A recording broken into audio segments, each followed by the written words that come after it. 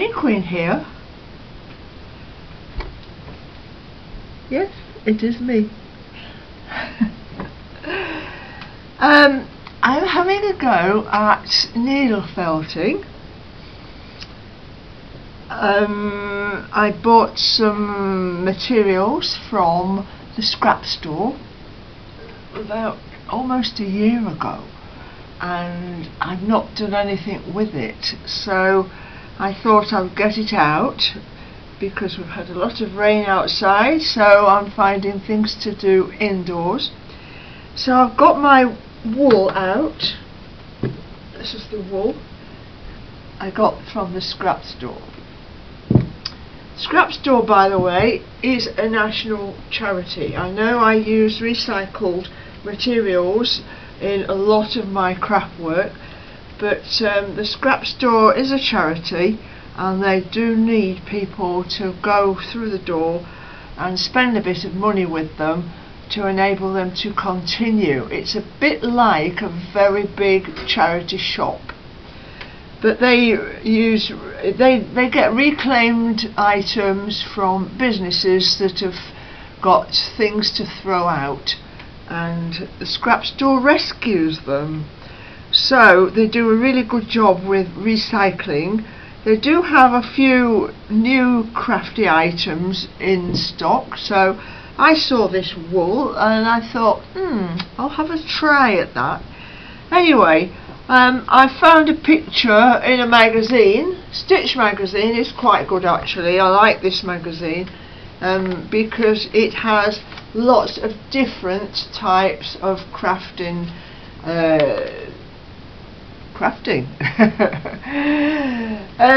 So I've got a picture out of a magazine. I thought, well, yes, that's a good start.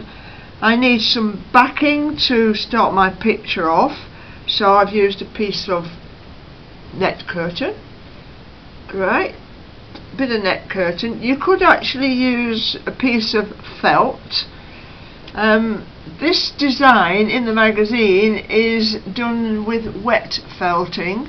I don't really fancy that, to be honest, so I'm doing it dry felting with a needle. You need a needle. I'm using a single needle, and you can get a little gadget with up to about 8 needles in. So basically you lay your felt out in the design that you want, and you bodge away with a needle. I've got 2 pieces of foam, a small piece of foam and a large piece of foam. Just any foam will do, because you need to, right, here we go, you need to keep going like that forever and ever. It does take a long time. You've got to have patience with this, and what I'm finding is I need to keep having a little bodge now and again. This is all a learning curve for me, because I've had a play with it before but didn't produce anything, so this is me trying to make something useful and a bit arty. So what I've done is laid my pattern out, and I've started to embroider a little bit and putting a bit of stitching on there, but what I'm finding is that my layers of wool are not thick enough, so I'm having to go back over it and add a few more pieces.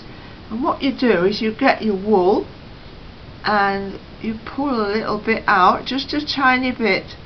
You know, you can pull big sheets of it out, but I'm at the stage now where I just pull a little wispy bit out, and where it's a little bit thin in places, I am just adding that to build up the layers.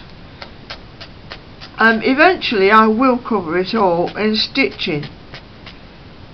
Now I have tried machine stitching, but I'm finding that because it's not a solid surface, my stitches are disappearing into the wool. Not sure whether I'm going to continue with the machine stitching at the moment. My machine goes like the clappers or not at all, so I can't regulate it to go slowly, and I need to be quite precise with this stitching. So I'm thinking maybe hand stitching is the way to go.